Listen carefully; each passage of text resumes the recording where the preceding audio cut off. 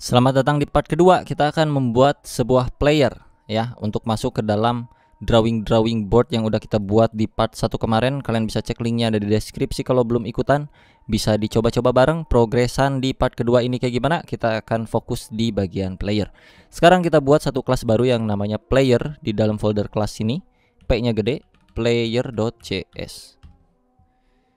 Lalu di sini kita bikin kelas yang namanya player seperti ini yang menampung banyak nilai pastinya. Jadi kita masukin dulu konstruktor kayak begini. Terus kita console log dulu aja. Console log player berhasil dibuat seperti ini. Kalau ground siap dibuat, ini udah kan ya di file ground yang kemarin. Sini. Ini kita hapus aja. Karena kita akan fokus di player. Sekarang kita close aja groundnya. Untuk constant juga close. Untuk player kita biarkan di sini. Untuk index.html kita tambahkan. Ingat ya, di part 1 gua selalu bilang bahwa untuk membuat satu file baru JavaScript kita tambahkan langsung ke dalam index.html-nya. Sekarang di mana nambahinnya? Di bawah ground itu boleh. Oke. Kita copy langsung ke bawah, tambahin player sini. Karena dia ada di dalam folder classes kayak begini. Save. Kalau udah belum muncul ke log karena apa? Karena kita belum panggil di dalam index.js, tinggal panggil aja di mana panggilnya. Ya kita sesuaikan aja di area sini nih. Setelah ground dibikin instance, sekarang kita bikin instance untuk player. Const player, p-nya kecil sama dengan new, player p-nya gede, buka tutup, run. Player berhasil dibuat. Apa yang dibuat? Belum muncul apa-apa, tapi ya nggak apa-apa kan untuk ngetes dulu di awal. Ya, player itu kita akan menerima banyak properti, bro. Jadi kita mesti bikin dulu karena player itu kan ada tinggi, ada lebar, ada posisi, ada warna, ada kecepatan, ya kan, ada gerak, ada apalagi ya player tuh. Ya banyak lah. Jadi kita bikin di sini satu variabel objek ya, tipenya objek untuk menampung properti player. Const taruh aja kayak gini. Player property kayak gini. P-nya gede nih, huruf keduanya. Gini ya. Objek yang isinya itu ada width titik 2, taruhlah 100 dulu, koma, height 100 dulu, terus ada juga apa posisi ya, this dot, jangan lupa posisi deh, speed dulu, speed misalnya 10 atau 1 ya, 1 dulu atau ya bolehlah 1 dulu. Untuk color misalnya warnanya itu player tomato. Sekarang baru speed udah, position titik 2, objek lagi karena position tuh mengandung dua hal, x dan y. Sorry, enter. X-nya itu 0 dulu, y-nya itu 0 dulu. Gini. X itu kiri kanan ya, y itu atas bawah kayak gitu. X itu kiri kanan, y itu atas bawah. Kalau udah kita punya properti player properti ini, kita masukin passing langsung masuk ke dalam objek player sini. Player property seperti ini.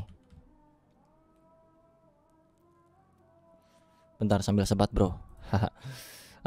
Kalau udah kita masuk ke objek player, kita tangkap player property ini di dalam konstruktornya. Terima aja dengan nama props kayak begini. Sekarang propsnya kita masukin ke dalam console log sini sebelah kanan. Props biar tahu isiannya apa aja. Kalau lu save, maka akan muncul banyak segambleng kayak begini. Color tomato, height 100, position 0000, speed 1 dan segala macamnya. Betul? Sekarang kalau udah muncul kayak gini, artinya apa? Kayak yang ground kemarin. Langsung aja bikin this.width sama dengan props.width. Karena widthnya sekarang ada di dalam props, gitu kan? Jadi props.width itu masuk ke sini nih, width ini. Ini nih width.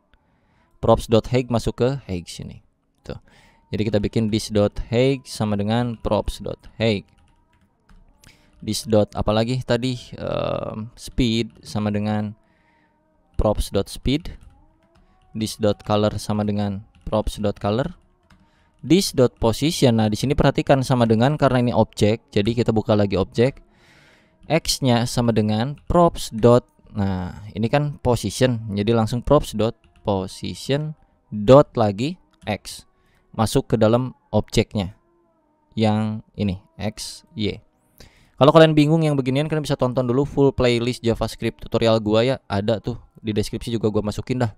Lu tonton dulu kalau belum mengerti mainan objek kayak begini, kalau pusing ya. Sekarang masukin y.2 props.position this.y ini. Oke, udah cukup. Console lognya kita hapus. Sekarang apa artinya? Sekarang artinya kita bikin metode untuk gambar-gambar, yaitu create. Kayak begini. Apa yang kita create adalah seperti biasa. Dari mana dapatnya? Dari board. Karena di part 1 pun gue bilang selalu board yang akan menghantui kita kemana-mana setiap kali kita membuat sebuah objek gitu kan. Board.fillStyle seperti biasa. Tentukan dulu warna playernya. Dari mana warna player? Karena kita udah punya color sini. Masukin aja bro, this.color gitu. Terus apalagi board.fillRect, karena kita ingin membuat sebuah bentuk yang isinya harus ada X, Y, W, H. X apa kemarin? Posisi X, Y adalah posisi Y, W adalah posisi W, H adalah posisi height gitu. Width, ini width bukan posisi ya. Posisi itu X, Y, W itu width, H itu height. Semuanya udah punya di sini, jadi tinggal kita masukin aja.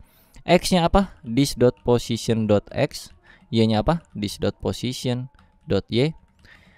Terus untuk width-nya itu berarti this.width. Untuk height-nya berarti this.height. Save. Belum ada apa-apa, ya kan? Masuk index.js. Perhatikan, kalau kalian panggil metode create-nya di sini player.create, tidak terjadi apa-apa, masih kosong. Kecuali lu tempel ke bawah ini, pindahin setelah ground, player.create, save. Tomato ada di sebelah pojok kiri. Betul gak? Nah ini supaya kalian gak bingung, ini bisa di minimize dulu. Pencet tombol panah ini nih. Nah, terus player property lu bisa taruh di atas ground ini. Ini cut aja, tempel di sini boleh. Nah, tempel situ boleh. Jadi kayak begini. Nah, lebih enak kan ya? Player property. Terus di sini ada ground yang biru ini. Player yang ini adalah instan barunya berdasarkan player property yang kita set di sini. Terus kita bentuk groundnya, terus kita bentuk playernya. Karena kalau kita bentuk dulu playernya akan ketutup sama ground. Nah kalau kalian mau setting, ya kalian tinggal mainin di player property aja. Misalnya width-nya pengen 300, dia akan jadi lebar. Height-nya pengen 500, dia akan jadi kotak gede kayak gitu. Kalau pengen kecil 50, ini 50, shred. Segitu. Kalau pengen posisinya berubah bukan di 00 situ. Nah ini artinya X, Y, 0 ini kepake bro ya.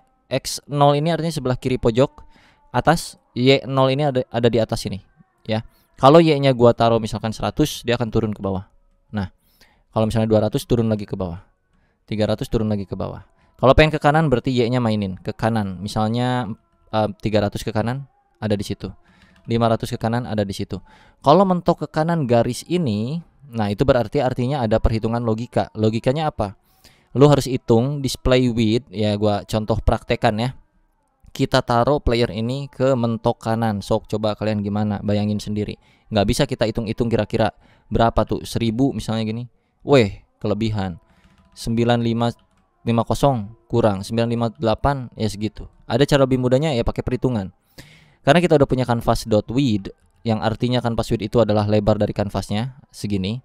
Loh, tapi kalau ditaruh canvas width kok hilang? Kenapa? Karena player itu punya width, betul? Player juga punya width, punya lebar. Artinya kalau ini canvas width dikurangin lebarnya si player, di sini widthnya kan 50 ya, lebarnya player kan 50 nih. Kalau kita save, sekarang udah mentok di kanan sana.